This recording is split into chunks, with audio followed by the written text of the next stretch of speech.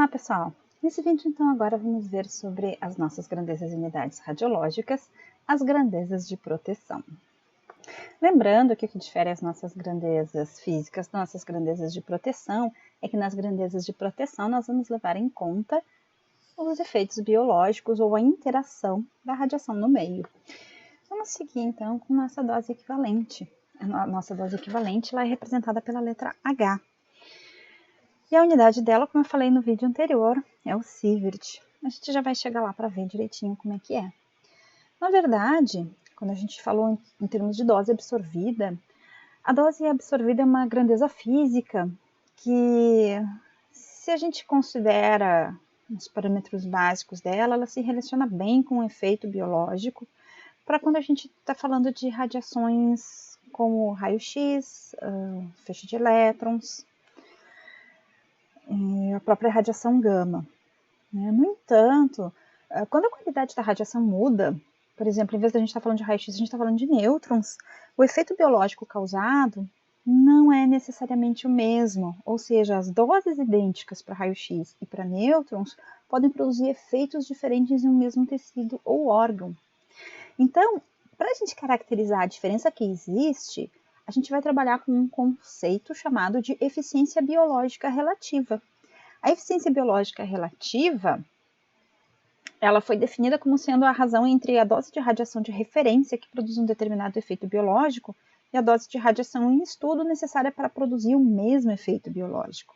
Normalmente, a radiação utilizada como referência em muitas experiências é a radiação X, que a gente vai trabalhar com ela em determinadas condições.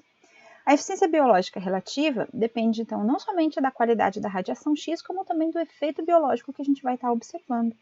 E quando o valor dessa eficiência biológica relativa de uma radiação é comparado com de outra, se a gente comparar, por exemplo, a eficiência biológica relativa da alfa com a eficiência biológica relativa da radiação gama, o resultado vai representar a razão inversa das doses absorvidas que produzem a mesma extensão de um definido efeito biológico.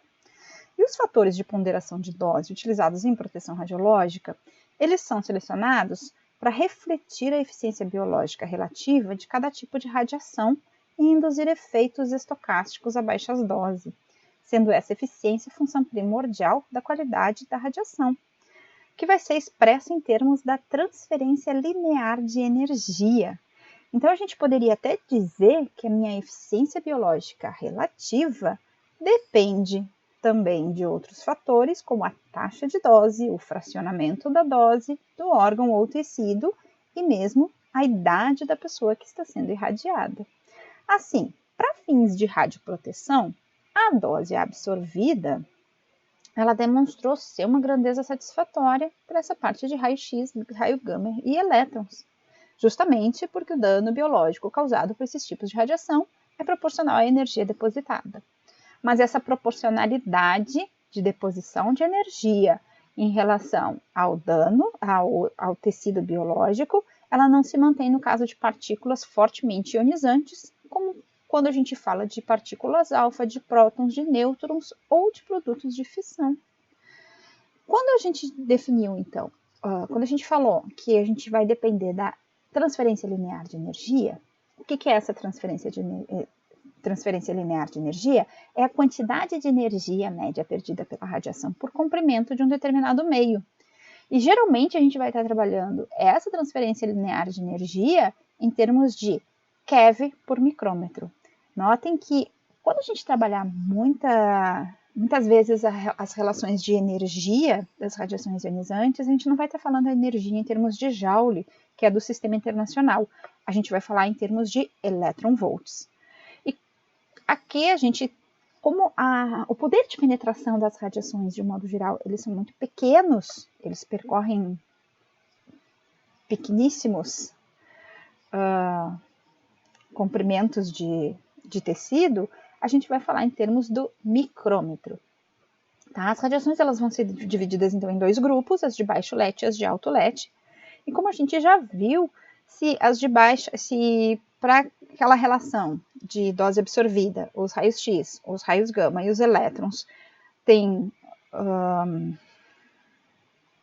a relação dano e energia depositada praticamente igual a 1, elas vão ser consideradas de baixo LET. Já as outras radiações que são fortemente ionizantes, como partículas alfa, íons pesados, nêutrons e fragmentos de fissão, elas possuem um alto poder de ionização e com isso vão causar danos biológicos muito maiores. Então foi necessário definir essa grandeza de dose equivalente como sendo a grandeza equivalente à dose absorvida no corpo humano, modificada de acordo a constituir uma avaliação do efeito biológico da radiação. Então, a minha dose equivalente é a minha dose absorvida multiplicada por um fator de qualidade da radiação. Esse fator de qualidade ele vai ser tabelado em função do tipo de radiação que a gente está tendo e ele está relacionado com o coeficiente de transferência linear de energia da radiação na água, que vai ser representado então pela energia média perdida por colisão em um determinado elemento dl de trajetória. O fator de qualidade, ele apresenta uma precisão suficiente para converter o valor medido da energia depositada em dose equivalente.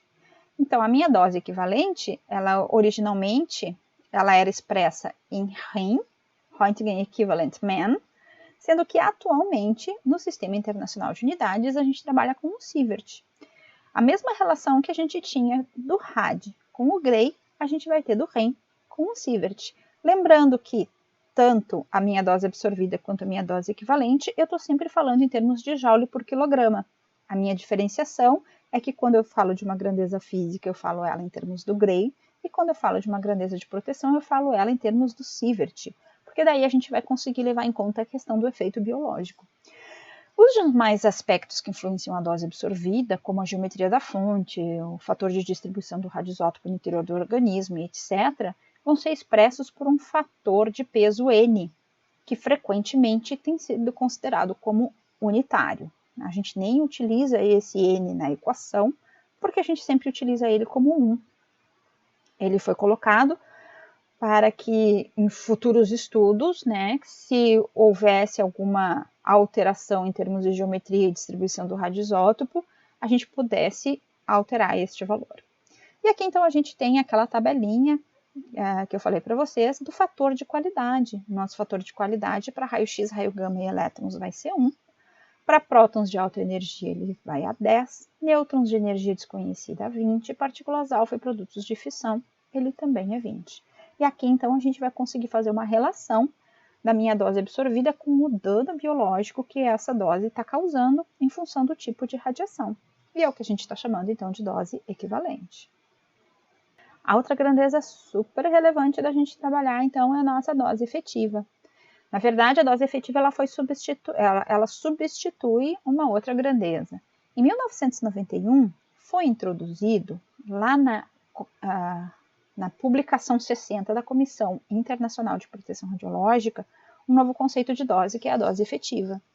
Em substituição, a grandeza denominada de dose equivalente efetiva. A minha dose equivalente efetiva, ela era, na verdade, esse somatório aqui, da minha dose absorvida por o fator do tipo de radiação, quanto ao tipo de radiação. E a minha dose efetiva, ela vai levar em conta também, então, o equivalente de dose, que é o fator de ponderação devido ao órgão irradiado. Então, este segundo somatório aqui, a gente tem um somatório do fator de ponderação devido ao órgão irradiado, que vai levar em consideração a radiosensibilidade dos órgãos, e a gente tem este outro segundo somatório aqui, que é chamado o equivalente de dose, e a gente tem então que a dose absorvida no órgão ou tecido é multiplicada pelo fator WR, que é semelhante a um fator de qualidade Q, mas que tem por base a eficiência biológica relativa.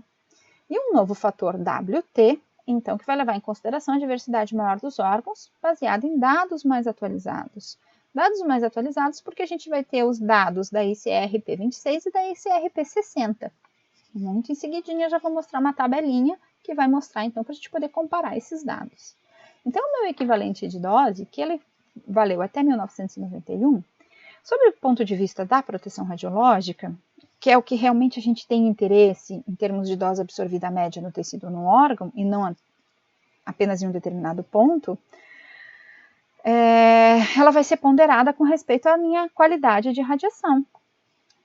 O fator de ponderação utilizado para esse fim, a gente vai conhecer ele como fator de peso ou fator de ponderação da radiação, WR, que vão ser selecionados em função do tipo de energia da radiação incidente sobre o corpo ou, para fontes internas, em função do tipo de energia e energia emitida pela fonte, eles são representativos da eficiência biológica relativa.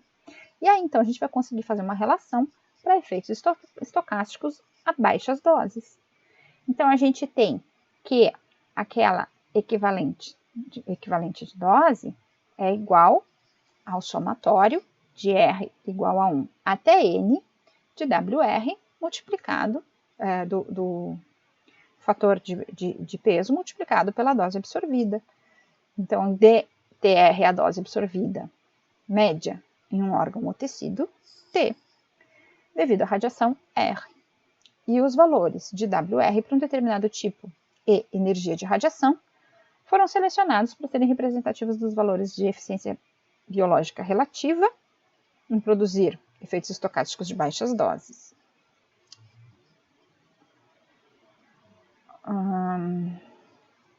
Aqui a gente tem então esse somatório para o órgão de interesse, das doses para o órgão de interesse, que a gente chamou de equivalente de dose. E a minha dose equivalente efetiva, então, ela é o somatório dos equivalentes de dose. E é a grandeza que expressa, então, a soma dos produtos de todas as doses equivalentes pelos respectivos fatores de ponderação WT do órgão ou tecido irradiado. Então, os valores de WT para diversos órgãos, ainda adotados no Brasil, bem como aqueles atualmente recomendados internacionalmente, são esses que a gente vai ver na tabela a seguir. E a gente vai ver também que na publicação 26 da Comissão Internacional de Proteção Radiológica, a gente não tem órgãos especificados, e aí naquele caso a gente utilizaria o fator de 0,06. Mas, pela publicação 60 da Comissão Internacional de Proteção Radiológica, a gente já tem todos eles classificados aqui. Então, quando a gente fala do equivalente de dose, a gente está falando de um somatório das doses, por exemplo, para as gônadas, ou para a mama, ou para a medula óssea. Quando a gente fala da dose equivalente, a gente fala de somatório de todos os órgãos para essa dose. E quando a gente fala, então, em termos de dose efetiva, a dose efetiva também vai estar levando em conta a qualidade da radiação. Tá? Por isso que essas grandezas, que elas eram trabalhadas até essa publicação da 60 da Comissão Internacional de Proteção Radiológica, elas vão estar sendo substituídas, então, pela dose efetiva. E o que vai nos interessar mesmo é a gente falar em termos de dose equivalente e dose efetiva. Tá? Essas outras foram simplesmente para a gente entender a construção da dose efetiva, como é que ela chegou naquele valor, naquele cálculo que a gente vai poder utilizar hoje. Tá ok?